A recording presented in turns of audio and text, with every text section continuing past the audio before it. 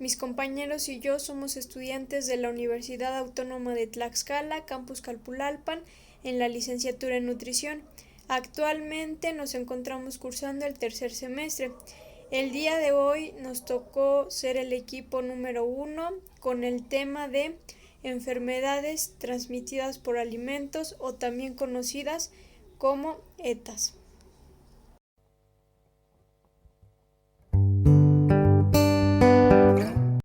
Enfermedades de transmisión alimentaria. Estas enfermedades pueden ser producidas por consumir alimentos que contengan virus, parásitos, bacterias, hongos, todo esto de tipo microscópico. Es decir, que no son observables a simple vista. También pueden producir sustancias tóxicas que pueden afectar gravemente la salud de quien lo está consumiendo. Según la Organización Mundial de la Salud, se ha definido a ETA como una enfermedad de tipo infeccioso o tóxico que es producida por el consumo de alimentos o agua contaminada. Las ETA constituyen a una enfermedad cuya morbilidad afecta gravemente a todos los estados poblacionales. Es decir, que su morbilidad es tan alta que podemos o todos nosotros estamos expuestos a padecer una enfermedad de este tipo, debido a que los principales factores que desarrollan estas enfermedades son la manipulación y la preparación de alimentos. Es por eso que tenemos que tener en cuenta en dónde consumimos nuestros alimentos, quién los están manipulando y cómo los están preparando, debido a que los alimentos pueden transmitir estas enfermedades por contaminación biológica, física o química.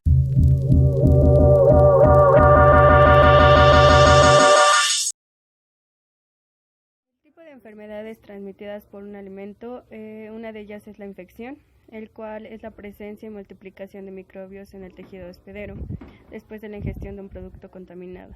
La respuesta del individuo de infección es muy variable y depende de la interrelación de muchos factores propios y del agente. Dentro de ella encontramos las bacterias, virus y parásitos. En las bacterias encontramos la salmonela, el cual encontramos en la carne de vaca, carne de pollo, los huevos, la fruta e incluso los alimentos procesados como la mantequilla.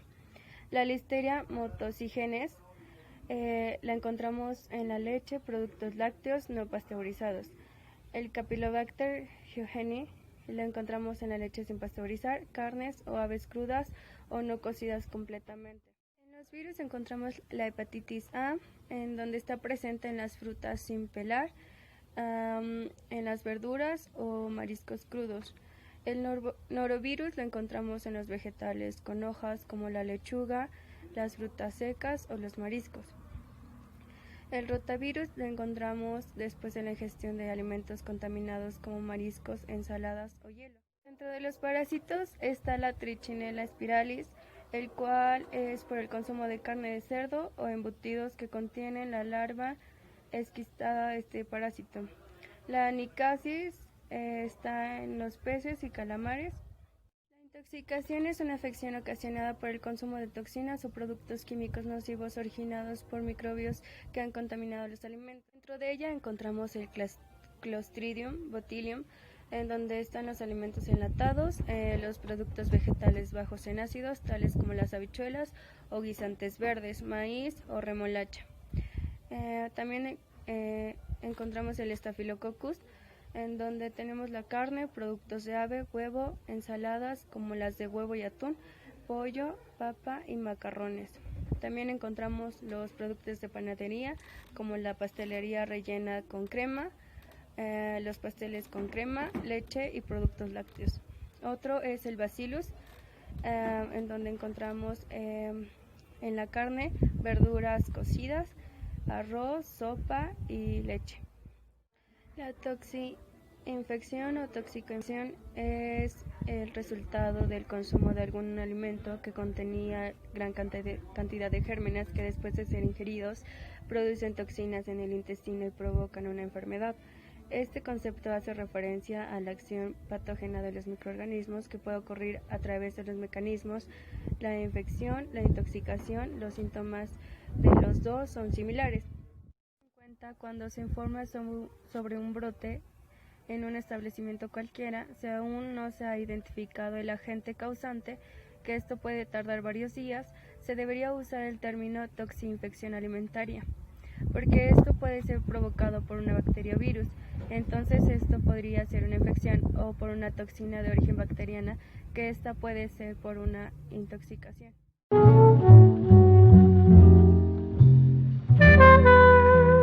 Mi nombre es Jocelyn Romero Valdés. Les voy a hablar acerca del enfoque diagnóstico para enfermedades transmitidas por alimentos.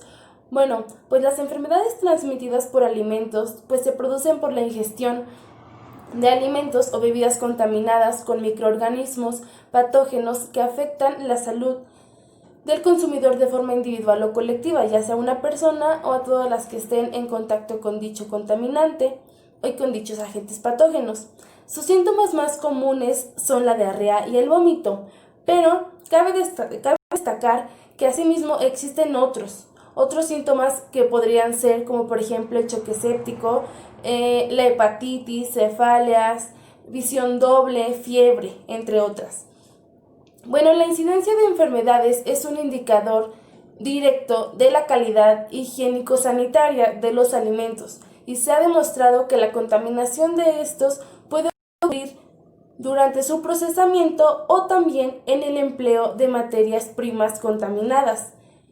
El control de los microorganismos causantes de las ETAs por parte tanto de las autoridades sanitarias como de las plantas procesadoras de alimentos depende en cierta medida del método analítico que pues se emplea, que este emplea. Bueno, para la detección y la investigación de los brotes de ETAs, pues se requiere obtener de manera oportuna y eficaz información médica y análisis de laboratorio. Sería lo más ideal para pues descartar o ver en las materias primas, hacer los análisis en laboratorio e incluso de las manos de las personas involucradas en la manipulación del alimento. Las setas no pueden asociarse con otros alimentos, en particular algún alimento en específico, ya que no es factible identificar el patógeno responsable, debido a que los resultados de análisis bacteriológico pues demoran. Por otra parte, recientemente se han desarrollado varios procedimientos alternativos para la tipificación y la identificación de bacterias. Uno de ellos es el de la reacción en cadena de la polimerasa, que consiste en la amplificación selectiva de una secuencia blanco flanqueada por secuencias cortas de polinucleótidos.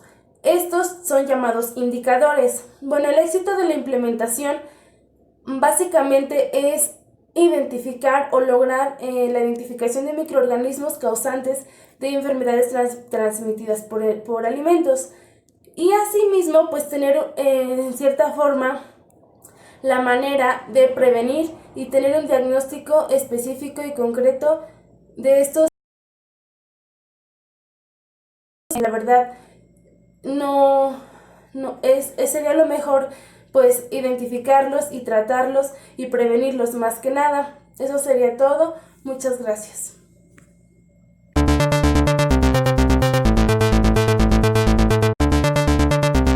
Para la investigación de un brote, primero vamos a definir qué es brote.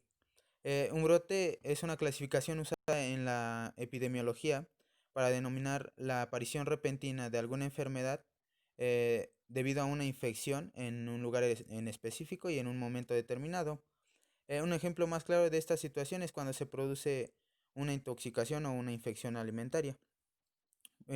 Por ejemplo, la infección por salmonela o salmonelosis es una enfermedad o una infección transmitida por los alimentos y causada por bacterias del género Salmonella.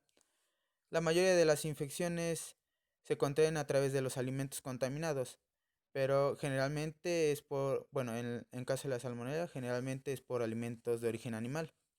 Esta infección puede causar síntomas como náuseas, vómitos, dolores abdominales, dolor de cabeza, fiebre o diarrea.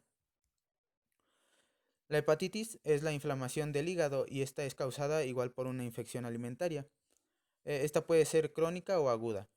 Algunas personas con hepatitis no presentan síntomas, pero las que presentan síntomas generalmente son los mismos que los de la salmonela y se le suma la pérdida de apetito, las heces de color arcilla y la ictericia. Para la investigación de un brote yo tomé en cuenta la hepatitis y la salmonela, ya que las dos son infecciones alimentarias. Y en este diagrama les explico qué diferencia si lo detectamos a tiempo y si no lo detectamos a tiempo. Muy bien, cuando no lo detectamos a tiempo suelen ocurrir todos estos síntomas ya mencionados, eh, como son la diarrea, náuseas, vómito, eh, heces color arcilla, dolor abdominal, dolor de cabeza, entre otros. Y prácticamente cuando se detecta a tiempo, se evitan todos estos síntomas o se detienen.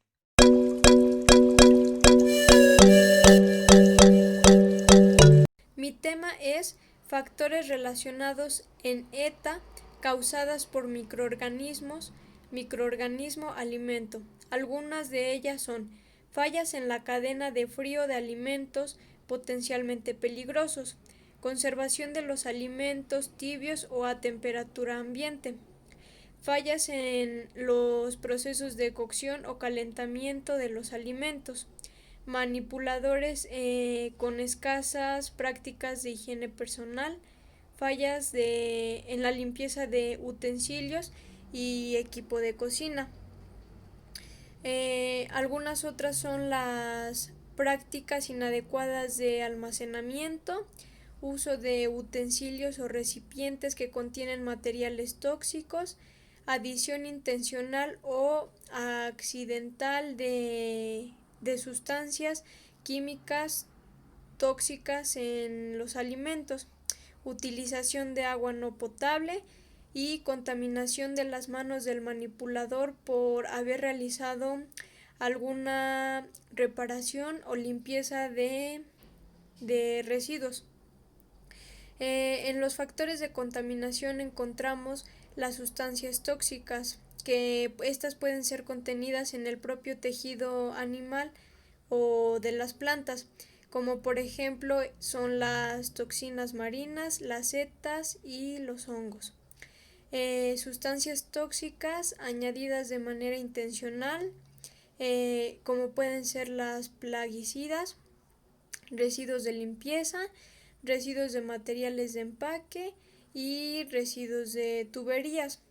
Adición de cantidades excesivas de ingredientes que podrían ser tóxicos, como por ejemplo el nitrito en las carnes, productos crudos o contaminados por patógenos de origen animal o del medio ambiente, contaminación cruzada y manipuladores sin guantes por alimentos listos para su consumo.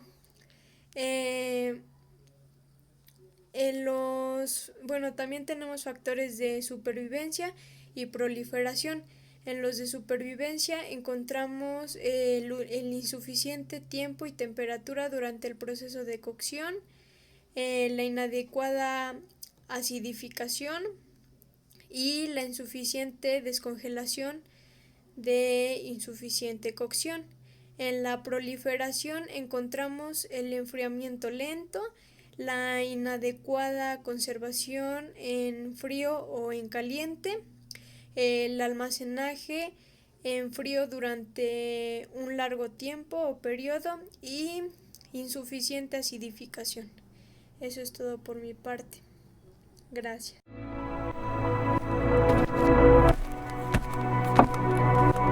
Hola, mi nombre es Héctor León del Montalvo Díaz y a mí me tocó umbrales y niveles de calidad. Para empezar, ¿qué es un umbral? Un umbral es un punto de referencia o un valor mínimo de una magnitud, como dice la Real Academia Española, que produce un efecto determinado. Como bien sabemos, en el tema vienen pequeñas dosis de algunas bacterias para producir una enfermedad. Entonces se ocupan los umbrales, son el valor mínimo de una magnitud. Igual viene qué son los niveles de calidad. Bien sabemos que un nivel de calidad es el valor que se adjudica a una palabra clave y que describe la relevancia de la misma por el texto del anuncio o la búsqueda del usuario. Un nivel de calidad, como sabemos en alimentos, es el nivel de calidad del alimento que no contenga estas bacterias. A continuación son algunas bacterias que se muestran en el tema, que es la Bacillus cereus, que son pequeñas dosis para producir una enfermedad como de 10 nanogramos para el alimento. Una de las más conocidas son tres, es la Shigella, el Staphylococcus y la Salmonella. En la Salmonella son unas dosis infectivas mínimas para producir una enfermedad. A lo mejor es el 50% de 10 nanogramos, que se puede aumentar hasta el 90% para producir una célula, para producir células que producen otra enfermedad eh, nociva para nuestro cuerpo. En la Shigella su baja dosis infectiva entre unas 10 a 200 células. Y el Staphylococcus son dosis de 20 nanogramos que han sido utilizadas en evaluaciones de riesgos umbrales de producción para la enfermedad. De las un poquito más raras sería la Listeria monocytogenesis, que es una dosis infectiva que puede llegar entre los 104 y 106 unidades de alimento ingerido para producir una enfermedad en personas susceptibles. Y en la Yersinia enterocolítica es una dosis patógena de bacterias que pueden llegar desde los 3 millones de células para producir una enfermedad. Es un tema un poquito raro porque vaya que todas estas bacterias están en los alimentos. Es por eso preferible lavar nuestros alimentos antes de ingerirlos para no contraer estas bacterias a nuestra. Y bueno, creo que es todo.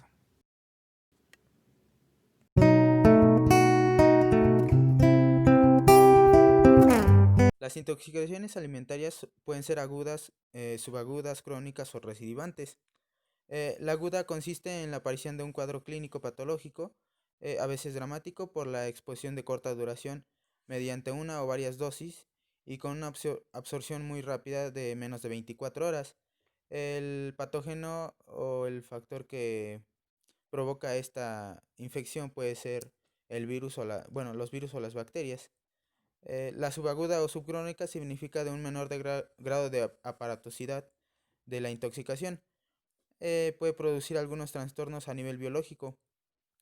Em, Varias dosis se deben a varias dosis no demasiado grandes, pero prolongadas en el tiempo, en semanas o un tiempo límite de 90 días.